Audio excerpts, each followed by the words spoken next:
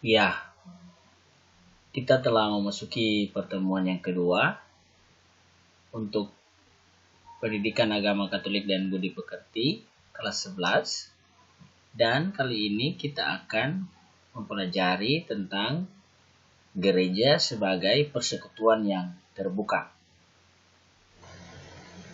Nah, kompetensi dasar dalam pertemuan yang berikut ini adalah kita bersyukur kepada Allah yang menganugerahkan gereja sebagai umat Allah dan juga persekutuan yang terbuka.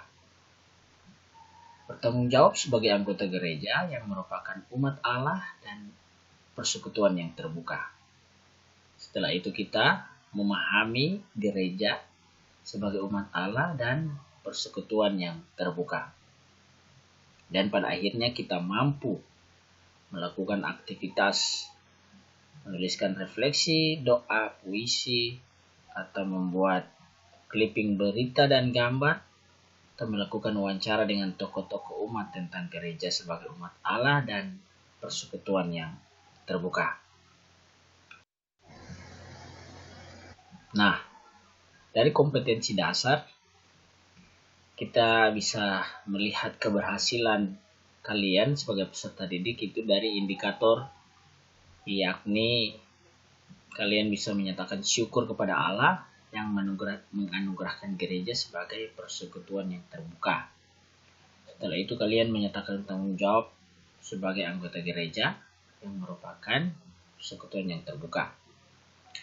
Dan selanjutnya Anda bisa menjelaskan arti gereja sebagai persekutuan yang terbuka menurut ajaran Konsili Vatikan II.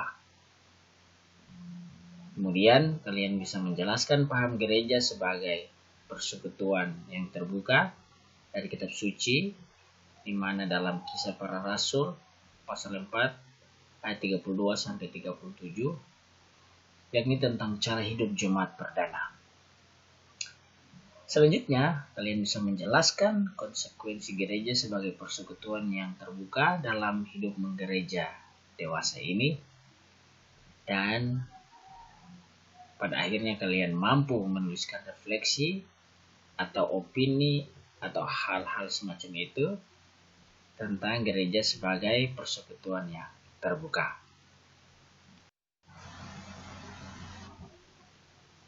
Nah, pada beberapa dasawarsa ini, pusat gereja Katolik di Vatikan selalu dikunjungi oleh berbagai kalangan, teristimewa para pemimpin agama besar di dunia. Mereka datang untuk menemui Sri Paus, pemimpin tertinggi gereja Katolik sedunia, pemimpin gereja kita. Berbagai hal mereka diskusikan, terutama menyangkut keadilan dan perdamaian dunia. Bahkan mereka, para pemimpin agama ini, mengadakan doa bersama yang disponsori oleh San Egidio, komunitas yang ada di Vatikan Roma, di kompleks Katedral Assisi, tempat asal Fransiskus Assisi, yang dikenal sebagai tokoh dan legenda perdamaian umat manusia. Seperti tampak pada gambar ini adalah gambar di mana Paus kita, Fransiskus, menerima Imam Besar Taib dari Al-Azhar, Mesir, ketika beliau mengunjungi Paus di Vatikan. Ini menunjukkan bahwa gereja, dalam hal ini Paus sebagai pemimpin agama Katolik, terbuka terhadap siapa saja yang datang untuk bertemu dengan gereja Katolik dan membahas tentang bagaimana mengembangkan dunia ini ke arah yang lebih baik lagi.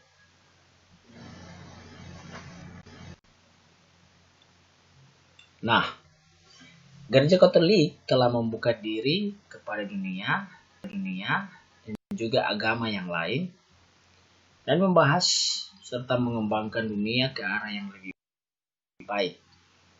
Tentunya hal ini dilakukan atas dasar kasih dan cinta Kristus. Gereja tidak lagi berkeyakinan bahwa extra ecclesia nulla salus. Paham dulu yang dulu dimiliki oleh gereja kita di mana gereja beranggapan dulu sebelum Konsili Vatikan kedua bahwa di luar gereja tidak ada keselamatan. Namun, gereja telah memperbarui diri dan membuka pintu-pintu dialog bersama dengan agama-agama yang lain. Nah, kita masuk pada gereja sebagai persekutuan yang terbuka. Dan yang pertama yang kita lihat adalah perubahan cara pandang tentang model gereja. Sebelum Konsili Vatikan kedua, gereja kita dipahami dengan begitu piramidal. Susunannya seperti piramida. Bahwa yang sedikit berada di atas dan menguasai yang di bawah. Sedikit tetapi menguasai. Dalam pola pikir demikian, hierarki ini yang berkuasa menentukan segala sesuatu bagi gereja. Sedangkan kaum awam atau umat tinggal mengikuti saja. Seringkali model ini cenderung pastor sentris. Atau hierarki atau pastor menjadi pusat semua gerak gereja. Jadi kalau kita lihat pada gambar di bawah ini atau di samping kiri, kita lihat bahwa peranan umat sebagai anggota gereja hanya sedikit. Imam, dalam hal ini hierarki, pemimpin gereja, memiliki peran yang sangat sentral. Mereka boleh mengatur gereja, mengambil kebijakan dan lain sebagainya, sedangkan umat hanya sekedar atau tinggal mengikuti saja. Itu cara pandang atau model gereja sebelum Konsili Vatikan kedua. Nah, yang kedua, gereja sebagai persekutuan umat yang terbuka. Anak-anak, setelah Konsili Vatikan kedua, kita telah melihat bagaimana perubahan paradigma atau perubahan model gereja itu. Gereja adalah persekutuan umat Allah. Semua anggota mempunyai martabat yang sama, memiliki fungsi yang berbeda-beda serta semakin terbuka dan terlibat mewarnai dunia. Jadi, pada bagian awal kita melihat bahwa peran umat itu sangat sedikit. Imam yang berperan sangat penting. Dominan itu adalah imam. Tetapi setelah Konsili Vatikan kedua kita lihat perubahannya. Bahwa semua anggota gereja, baik itu awam, biarawan, biarawati, uskup, imam, semuanya memiliki martabat yang sama meskipun memiliki fungsi yang berbeda-beda. Namun, berpusat pada Yesus Kristus sebagai pemimpin sejati kita. Nah, gereja hadir dan berada untuk dunia. Persekutuan murid-murid Kristus terdiri atas orang-orang yang dipersatukan di dalam Kristus. Kristus menjadi pusat atau kristosentris. Sebelumnya pastor sentris atau hierarki sentris, sekarang berubah atau menjadi Kristus atau kristosentris. Yesus menjadi pusat, bukan hierarki lagi. Semuanya kita sama martabat, meskipun fungsi yang berbeda-beda, namun yang menjadi pusat adalah Yesus Kristus. Semua murid Kristus telah menerima warta keselamatan untuk disampaikan kepada semua orang. Bandingkan Gaudium et Spes artikel 1. Panggilan gereja yang utama adalah menjadi utusan Kristus untuk menampakkan dan menyalurkan cinta kasih Allah kepada semua orang dan segala bangsa. Ini adalah kutipan Lumen Gentium artikel ke-17. Jadi, kita, anggota gereja semuanya, baik hierarki maupun awam, dengan semangat yang didasarkan atas cinta Kristus, kita dipanggil ke dunia untuk melayani dunia dalam seluruh tugas kita sebagai awam maupun sebagai hierarki. Kita semua sama martabat. Meskipun kita memiliki fungsi yang berbeda-beda. Kemudian kita melihat penegasan Paulus dalam Kisah Para Rasul pasal 4 ayat 32 sampai 37, di mana ia memberikan gambaran ideal atau gambaran yang sejati tentang suasana dan cara sebuah persekutuan umat perdana. Nah, cara hidup umat perdana memberikan kita sebuah kesadaran bahwa kebersamaan dalam persekutuan itu penting. Bersama dalam persekutuan itu penting. Bersama dalam hidup menggereja tidak hanya terbatas pada hal-hal rohani, tapi juga harus menyentuh kehidupan sosial, ekonomi, politik, dan budaya. Persekutuan umat Allah harus terbuka dan menyentuh jiwa setiap anggotanya. Ini adalah tugas kita sebagai anggota gereja. Jadi kita hidup bersekutu dalam komunitas kita sebagai orang Kristen Katolik, bukan hanya soal rohani saja, tetapi persekutuan kita ini harus memberikan semangat dan menjiwai kita untuk kita bisa berkarya dalam setiap aspek kehidupan yang kita hadapi.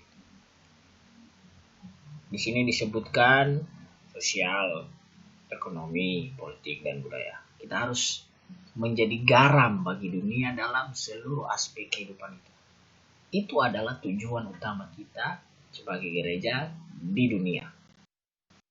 Yesus mengutus kita untuk menjadi garam dan terang bagi dunia. Setelah kita melihat penjelasan tentang gereja sebagai umat Allah, yang kemudian kita melihat pergeseran pemahaman yang dari piramidal, di mana para pemimpin gereja berperan sangat dominan, kemudian beralih menjadi Kristus menjadi pusat dan kita semua memiliki martabat dan fungsi, kita bisa menjadi garam dan terang bagi dunia. Setelah itu, Anda sekalian diminta untuk membentuk kelompok. Ini kan untuk penugasan. Kemudian setiap kelompok membuat video opini, ya. Jadi ini bisa dibuat dengan menggunakan handphone, ya. Dan dalam video itu berisi tentang penjelasan gereja sebagai persekutuan yang terbuka menurut kelompok apa. Lalu setelah kalian menjelaskan gereja sebagai persekutuan yang terbuka, kalian diminta untuk menyebutkan beberapa kegiatan yang menjadi model dan model tanda bahwa gereja adalah persekutuan yang terbuka. Nah, video itu berdurasi 1 menit. Tidak boleh kurang dari 1 menit. Oke. Dan dikirim melalui WA, Messenger. Dan yang paling penting, saat pembuatan video, semua anggota kelompok harus ada dalam video. Jangan satu orang saja yang berbicara, sedangkan yang lain tidak ada. Harus semua terlibat dalam kegiatan ini. Namanya saja kelompok, jadi harus ada kerjasama dalam kelompok. Oke. Jika ada hal yang belum jelas, nanti ditanyakan seperti sebelumnya pada alamat yang telah Bapak Guru berikan. Demikian pembelajaran kita, pendidikan agama Katolik dan budi pekerti pertemuan yang kedua ini. Terima kasih atas